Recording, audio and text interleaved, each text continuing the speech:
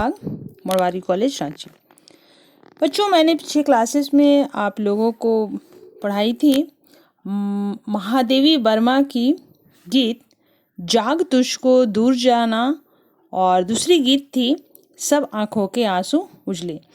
और आज मैं आप लोगों को पढ़ाऊंगी नागार्जुन की कविता का शीर्षक है बादल को घिरते देखा है। तो चलिए हम लोग कविता शुरू करने से पहले थोड़ा कवि का परिचय देख लेते हैं, उसके बाद हम लोग कविता पढ़ेंगे। नागार्जुन का जन्म 30 जून सन 1911 में मधुबनी जिला के अंतर्गत सतलखा गांव में हुआ था। उनका पूरा नाम वैद्यनाथ मिश्र था और उनकी मृत्यु हुई थी सन 1998 में। नागार्जुन बहुमुखी प्रतिभा के धनी थे। बहुमुखी प्रतिभा के धनी कवि नागार्जुन के जीवन की प्रमुख विशेषता थी फक्कड़पन और घुमकड़ी। उन्होंने कई बार संपूर्ण भारत का भ्रमण किया।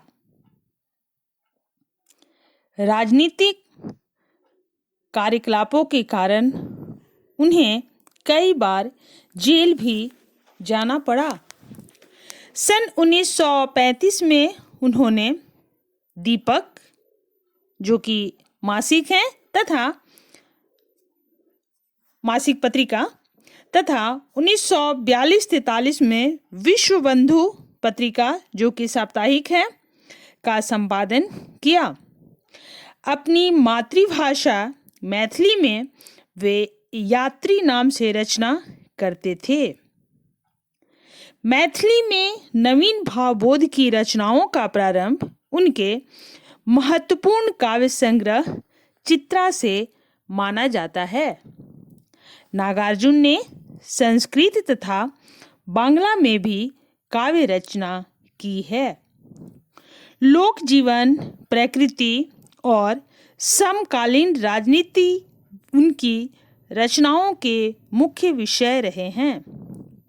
विषय की विविधता और प्रस्तुति की सहजता नागार्जुन के रचना संसार को नया आयाम देती है। छायावादोत्तर काल के वे अकेले कवि हैं जिनकी रचनाएं ग्रामीण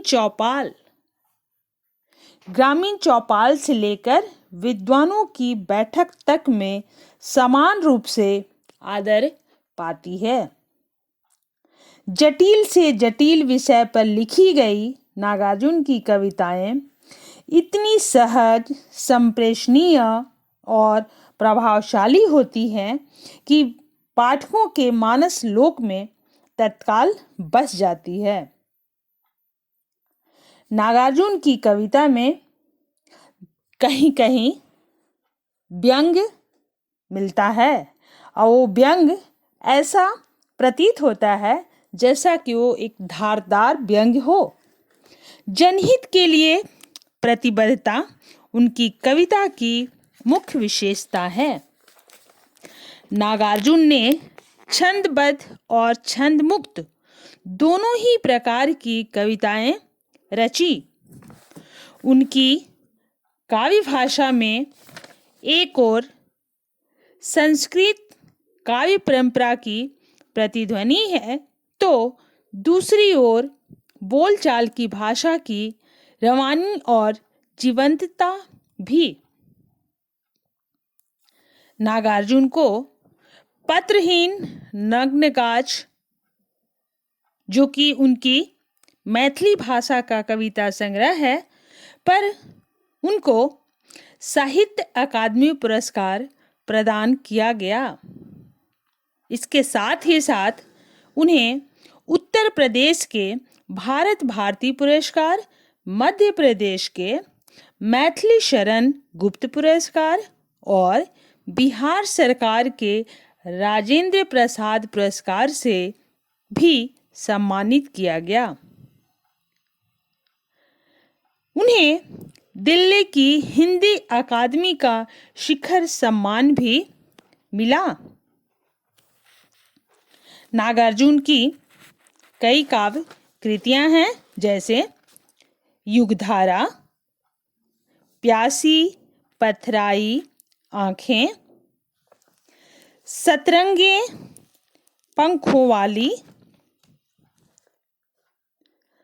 तालाब की मछलियां, हजार हजार बाहों वाली, तुमने कहा था, पुरानी जूतियों का कोरस, आखिर ऐसा क्या कह दिया मैंने, रत्नगर्भा, ऐसे भी हम क्या, ऐसे भी तुम क्या, पका है कटहल, मैं मिलिट्री का बूढ़ा घोड़ा, भस्मांकुर, बलचनमा, रतिनाथ की चाची, कुंभी पाक, उग्र तारा, जमनिया का बाबा, वरुण के बेटे जैसे उपन्यास भी विशेष महत्व के हैं।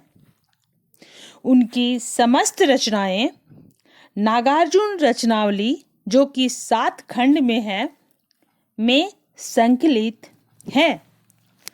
तो बच्चों, हम लोगों को यहाँ जो अपने पाठ्य पुस्तक में संकलित नागार्जुन की कविता, जिसका शीर्षक है बादल को घिरते देखा है, इसको पढ़ना है। और इस कविता में कवि नागार्जुन ने बादल के कोमल और कठोर दोनों ही रूपों का वर्णन किया है, जिसमें हिमालय की बर्फीली घाटियों, झीलों, झरनों तथा देवदार के जंगलों के साथ साथ किन्नर किन्नरियों के जीवन का यथार्थ चित्र भी शामिल है। भाव और भाषा की दृष्टि से कविता कालिदास और निराला की परंपरा से जुड़ती है। तो अब आगे हम लोग देखते हैं कविता। तो बच्चों, आप लोग कविता की पंक्तियों को देखेंगे और मैं उसका व्याख्या बताऊंगी। यहाँ हम लोग का बादल को घिरते देखा है शीर्षक कविता के कवि, जैसा अभी आप लोग को बताए, हम नागार्जुन हैं, जो कि एक बहुमुखी प्रतिभा के धनी, प्रगतिवादी विचारधारा के साथ ही साथ छायावाद के भी प्रमुख कवि माने जाते हैं। इन्होंने इस कविता में, अभी मैं आप लोगों को बताई कि बादल का कठोर और कोमल दोनों ही रूपों का वर्णन किया है। वे कहते हैं कि मैंने तो निर्मल सफेद हिमालय पर्वत की शिखरों पर बादल को घिरते हुए देखा है। उनके छोटे छोटे ओस का कण मोती के समान थे और मानसरोवर के उन स्वर्णिम कमल पर उस मोती रूपी ओस कण को भी गिरते हुए मैंने देखा है। आगे, तुंग हिमालय, तुंग का मतलब होता है ऊंचा। आगे कवि कहते हैं कि बादल ऊंचे हिमालय पर्वत की चोटियों पर कई छोटी बड़ी झीलें हैं। यानी यहाँ बादल का वर्णन करते हुए कवि को ऐसा प्रतीत होता है कि हिमालय की पर्वत चोटियों पर कई छोटी बड़े झीलें हैं। उनके सांवले नीले जल में समतल मैदानों से आकर वर्षा ऋतु की गर्मी से व्याकुल होकर कड़वे मीठे कोमल रेशे वाले तंतु को खोजते हुए हंसों को भी मैंने तैरते हुए देखा है, बादल को घिरते हुए देखा है। आगे की पंक्तियों में कवि नागार्जुन ने कहते हैं कि प्रकृति का यह मनोरम दृश्य बड़ा ही अच्छा लगता है। वे कहते हैं, वैसे तो नागार्जुन, जैसा कि मैंने पहले आप लोगों को बताई कि यायावर और फक्कड़ प्रवृत्ति के कवि थे, लेकिन यहाँ हमारी जो कविता की पंक्तियां हैं उसमें कवि नागार्जुन ने प्रकृति के वर्णन बड़ी ही मनोरम ढंग से किया है। वे प्रकृति का वर्णन अपने अनुभवों के आधार पर किया। वे कहते हैं कि बसंत ऋतु का मौसम चारों तरफ प्रसन्नचित मुद्रा में है और इसके प्रभात अर्थात सुबह में सुगंधित हवा बह रही है। अगल बगल के शिखर ऐसे खड़े हैं जैसे कि एक दूसरे अलग हट के खड़े हैं।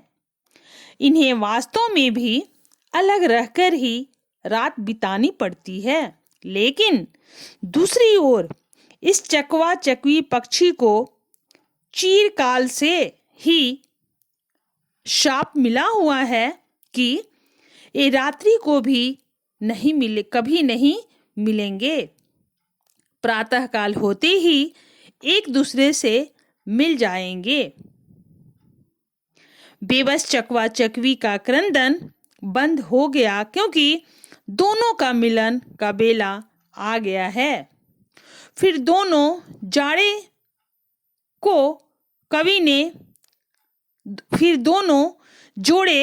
को कवि ने महान सरोवर के किनारे उस हरी शैवाल की दरी पर प्रणय कला करते हुए देखा है, बादल को घिरते देखा है। आगे की पंक्तियों में जैसे पंक्तियां हैं, दुर्गम बर्फानी, दुर्गम यानी बहुत कठिन, दुर्गम बर्फानी घाटी में शत सहस्र फुट ऊंचाई पर अलख नाभि से उठने वाले नीच के उन्मादक परिमल के पीछे धावित यानी दौड़ कर तल्ख तरुण कस्तूरी मृग को अपने पर चिढ़ते देखा है, बादल को घिरते देखा है। कहाँ गया वो धनपति कुबेर, वह कहाँ गई उसकी वह अलका, नहीं ठिकाना कालिदास के व्योम प्रवाही गंगा जल का, ढूंढा बहुत परंतु लगा क्या, मेघदूत का पता कहीं पर, कौन बताए वह छाया में बरस पड़ा होगा न यहीं पर, जाने दो वह कवि कल्पित था, मैंने तो भीषण जाड़ों में नभचुंबी कैलाश शीर्ष पर महामेघ का झंझा नील से गरज गरज भिड़ते देखा है, बादल को घिरते देखा है। यहाँ कवि नागार्जुन प्रकृति चित्रण का सजीव वर्णन किया है। सजीव वर्णन करते हुए कवि ने कहा है कि भयानक बर्फ से भरी हिमालय पर्वत की घाटियों पर और हजारों फुट ऊंचाई पर अपनी ही नाभि से निकलने वाली सुगंध के पीछे मदमस्त होकर सुंदर सुनहरी कस्तूरी मृग को दौड़ते हुए मैंने देखा है। सुगंध न पाने के कारण उसे स्वयं पर ही गुस्साते चिढ़ते हुए देखा है। वे कहते हैं, कहाँ गया वो धनपति कुबेर? कवि प्रश्न पूछता है कि कहाँ गया धन का स्वामी कुबेर और उसकी ऐश्वर्य की नगरी अलका अब कहाँ है?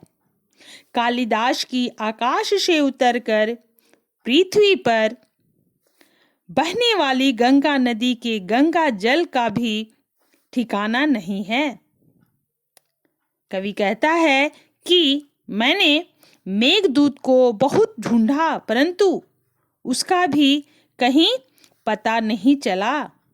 इस बारे में कौन बताएगा कि वह छायामय मेघदूत कहीं न कहीं बरस पड़ा हो। फिर कवि स्पष्टतः कहता है कि जाने दो इन सारी बातों को, क्योंकि ये तो सारी कवि कल्पित और कल्पनामयी थी। फिर कवि कहता है कि मैंने तो भयंकर शीत ऋतु में आकाश को छूने की होड़ करने वाली कैलाश पर्वत के भीमकाय विराट बादल को तूफानों के साथ गरजते भीड़ते हुए देखा है, बादल को घिरते देखा है। तो बच्चों, आज यहीं समाप्त करते हैं, फिर आगे की पंक्तियां नेक्स्ट क्लास में। धन्यवाद।